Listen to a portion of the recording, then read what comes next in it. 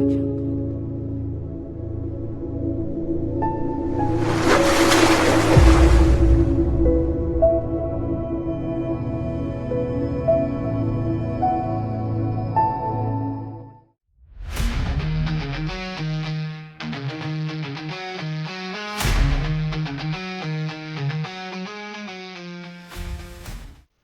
guys, welcome to the channel, and today we're going to be painting and basing a Ghoul King from the Flesh Eater Court range.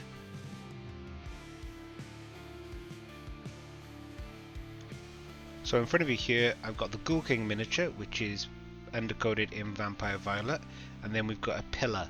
Now that pillar we're going to use and cut up and put onto the base. So we want a nice sort of pale, sickly kind of skin. To do that we're going to grab our Rakarth flesh and we're going to dry brush that over the entire miniature, making sure that every part is covered. Doesn't matter if you're messy, we'll go over and fix that later. For example, there's a loincloth, if you get it over that, don't panic. Claws, don't panic. Bone parts, again, don't panic, we'll fix it later. Once you finish with this step, it should look a little something like this. So next you're going to want to highlight the miniature, and to do that we're going to use Flayed One Flesh. So again, dry brush over the entire miniature, but be a bit more sparing than you were with the Rakarth flesh.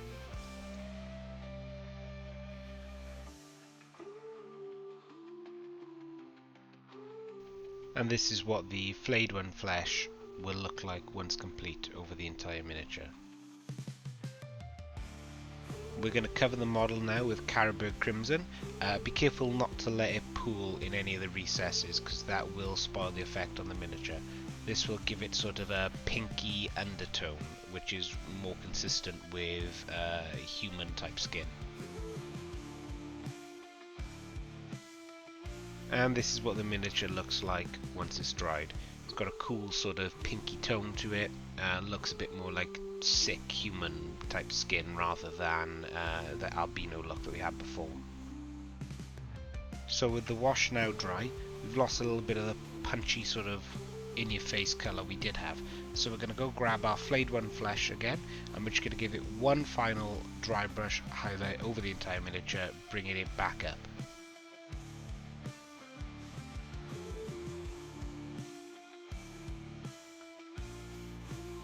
And with that done, the skin is complete for the miniature. So the next biggest feature on this miniature is probably all the bones, nails, claws, etc. So we're going to start off by base coating these a Rhinox hide.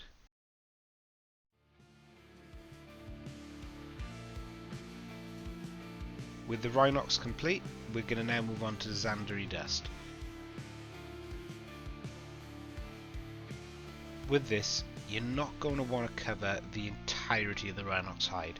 What you're going to want to do is approximately 3/4, maybe 4/5 of the surface area needs to be covered with the Xandri Dust, leaving that small part as Rhinox hide to just sort of show bone growing, because bone doesn't grow just pure white, it's browns and whites and creams, etc. in it.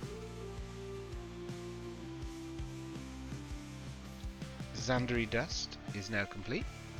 Two little bits of note: there's on his loincloth some bones and a skull. Now I miss out the bones, but I come back and fix that later on. So repeating the entire process again, only this time instead of that Xandri Dust we're going to do it with a Ushabti bone. With the next stage done, these bones are looking better and better, if I do say so myself. Repeating the process yet again, we're going to use Screaming Skull. Now I appreciate we've done it with 3 sort of cream colours here, but it does add to the effect of the bone. Now I'm going to use Agrax Earthshade on all the bone areas. Now this is because between those 3 colours, Xandri, Ushabti and Screaming Skull, and of course the Rhinox hide, 4 colours I guess, there might be sort of transition lines. This wash will help hide those. So far we've completed the skin and we've completed the bones. The next sort of feature, I guess, on the miniature would be the loincloth, and we're going to use Lauren Forest for that. So with the green now dry, we're going to grab our Gawthor Brown. And the reason we're going to do this is because there is a little sack, little bag that he's got on his belt. So being careful, we're going to give that a bit of a base coat. Back to our Agrax again. We're going to now use this on the Gawthor Brown bag we just did and the Lauren Forest Green loincloth. With the cloth and the recesses now sufficiently dark, we're going to bring this loincloth back up in colour. So we're going to go back with our base colour again, give it a dry brush of Lauren Forest, being incredibly careful not to get the paint on other areas of the miniature. So for me, the loincloth doesn't pop enough, so what I'm going to do is I'm going to grab a bit of white, a bit of Lauren Forest, mix them 50-50, and then dry brush that on to give it an extreme highlight. While using the Pshabti earlier, I completely forgot to do the teeth. So embarrassingly, I'm going to quickly go back and use a Pshabti and paint the teeth. Whilst painting the teeth, I notice he has his tongue sticking out, so we're going to grab Screamer Pink and just give it a quick base coat.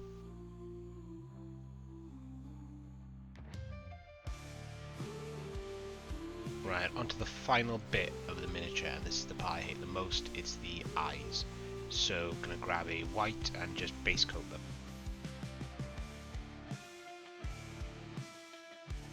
With the white dry, we're going to grab our contrast paint, Iron Jaws Yellow, put a dab of that on the eye. Now that will make it a bit bright for me, so I'm going to quickly grab some Caribou Crimson and I'm going to try and put that in the recess of the eye to make it a sort of red-ish colour into a yellow.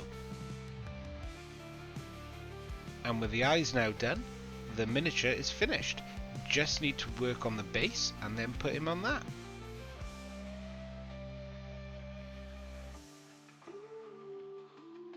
In front of me here I have the pillar which I have cut to size. Now I did that off screen because I couldn't really get a good bit of video footage of me actually cutting it. It's quite simple, I just used a miniature saw to get the job done. So this pillar takes up most of the base. So what we're going to do is we're going to do two things. We're going to put a little skull on the side, because who doesn't like that? And then we're going to get AK's Terrain Wet Ground diorama paint. And we're going to paint that on the sides of the pillar, on the base, and then dip it in our sand.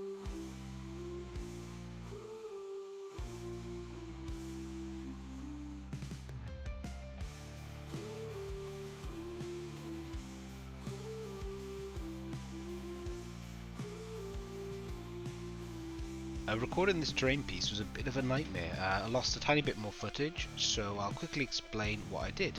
I grabbed some green stuff and I put it onto the base, and then I grabbed a couple of modelling tools and I just pushed and played with it until it looked a bit gross really, and that's going to make it look like a pile of gore.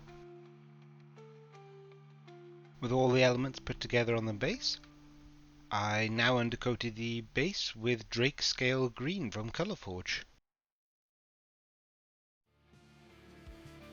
With the primer now complete, we're going to grab a model colour Dark Sea Blue. We're going to give a generous coating all over the miniature with that.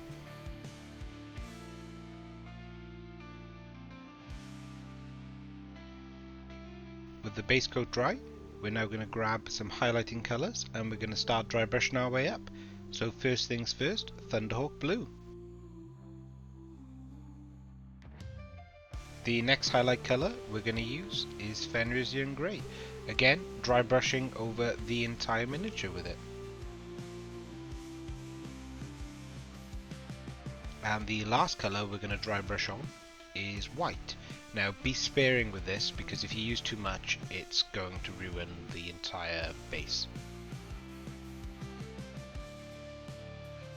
With the colours now done on the ruins, we're going to move on to those piles of gore. So what we're going to do is we're going to grab our Screamer Pink and we're going to just apply it gently over these areas. We're going to highlight the gore areas next, and we're going to do that with Screamer Pink and White. And the reason why we're doing this is because paint generally is quite translucent, and when we put the blood colour on, we want redder bits, lighter redder bits, and darker redder bits over the piles of gore. Before we go on to painting blood all over the miniature, we're going to use Xandri Dust, and we're going to pick out the bones. Now there are two bones. There's the skull, which is quite clearly seen, and then there's another skull which is hidden in the pile of gore.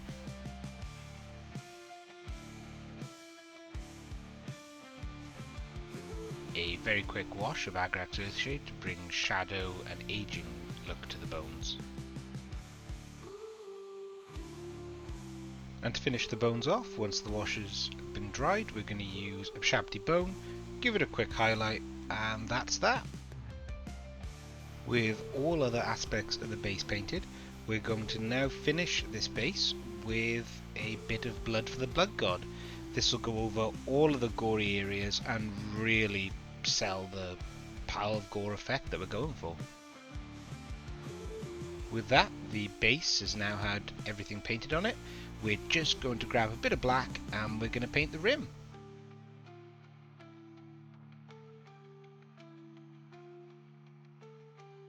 And there you have it. The miniature and the base are complete. I've stuck them together, and I hope you enjoyed this tutorial.